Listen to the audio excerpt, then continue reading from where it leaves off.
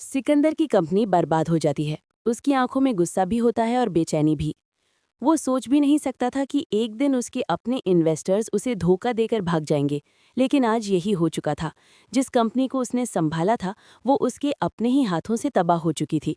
फरीद हमदानी ने समझाया भी था, बेटा ये इन्वेस्टर्स सही नहीं है।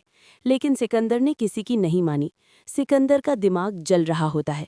वो बोलता है, अलीजे, सब तुम्हारी वजह से हो रहा है। तुम्हारी कंपनी की तरक्की ही मुझे बर्बाद कर रही है। उधर अलीजे की कंपनी फरीद हमदानी की वापसी के बाद रोज रोज कामयाबी की तरह चढ़ रही होती है। उसके वर्कर्स खुशी से काम कर रहे होते हैं और हमजा भी पूरा साथ दे रहा होता है। ये सब देखकर सिकंदर का दिल और ज्यादा जलन से भर जाता है। एक रात वो अपने आदमियों को बुलाता है और धीमी आवाज में कहता है, अलीजे की कंपनी में आग लगा दो। आज उसे एहसास होगा कि उसने किसे दुश्मन बनाया था। अगली सुबह कंपनी के बाहर धुआं उठ रहा होता है। लोग भाग भाग कर आग बुझा रहे होते हैं। हमजा सदमे में होता है, लेकिन अल्लाह का करम ये होता है कि नुकसान बहुत कम होता है और सब लोग बच जाते हैं। फरीद हमदानी तुरंत पुलिस को बुलवाते हैं और जांच शुरू करवाते हैं। कुछ ही घंटों में सीसीटीवी कॉल रिकॉर्ड्स और सारे सबूत उनके हाथ लग जाते हैं। पुलिस ऑफिसर जब कॉल करके बताता है तो फरीद साहब गुस्से से भर जाते हैं। वो कहते हैं, ये सब सिकंदर ने किया है। अब इस घर में कोई उसकी जुर्म को नहीं छुपाएगा। उसी समय पुलिस सिकंदर के घर पहुंच जाती है। घर के सभी लोग हैरान रह जाते हैं। पुलिस उसके हाथ पकड़कर कहती है, सिकंदर, आपको हमला करने, आग लगाने और हफीज साहब की जान लेने के जुर्म में गिरफ्तार किया जा रहा है। सिकंदर चिल्लाकर बोलता है, कोई सबूत नहीं है, ये सब झूठ है। लेकिन फरीद साहब आगे बढ़ते हैं और कहते हैं, सबूत भी हमारे पास है और तुम्हारी जिंदगी भर की सच्चाई भी। जैसे ही पुलिस सिकंदर को ले जाने लगती है, अलीजे उसके सामने आती है। उसका चेहरा सख्त होता है, आंखों में आंसू चमक रहे होते हैं। अलीजे धीमे मगर तीखी आवाज में कहती है, सिकंदर, तुम पूछते थे ना कि मैं कौन हूँ, तुम्हारी दुश्मन क्यों हूँ?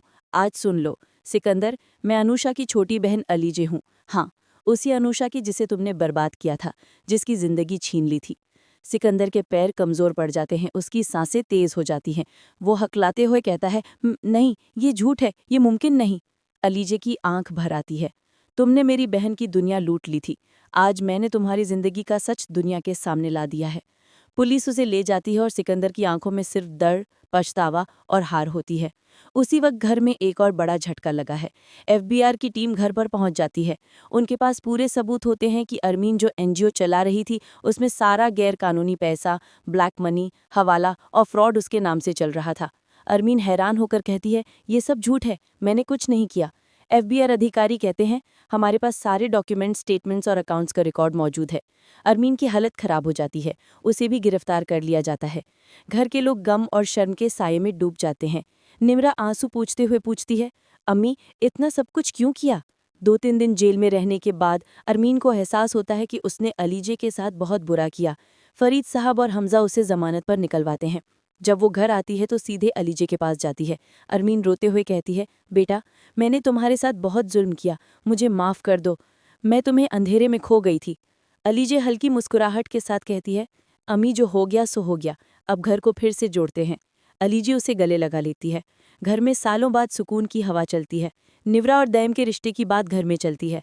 फरीद साहब दैम के घर वालों को बुलाते हैं। लड़का शरीफ, पढ़ा लिखा और अच्छी फैमिली का होता है। सब लोग रिश्ता मंजूर कर लेते हैं। शादी की तैयारियां पूरे शौक से होती हैं। अरमीन भी पहली बार दिल से खुश दिखती है। निगाह का वक्त आता है। निम्रा और दैम एक दूसरे का हाथ थामकर मुस्कुरा रहे होते हैं। घर वाले दुआएं दे रहे होते हैं। उधर जेल में सिकंदर एक कोने में बैठा होता है। फिर कोर्ट का फैसला आता है। मिस्टर सिकंदर, तमाम सबूत और गवाहों को देखते हुए आपको सजाए मौत दी जाए।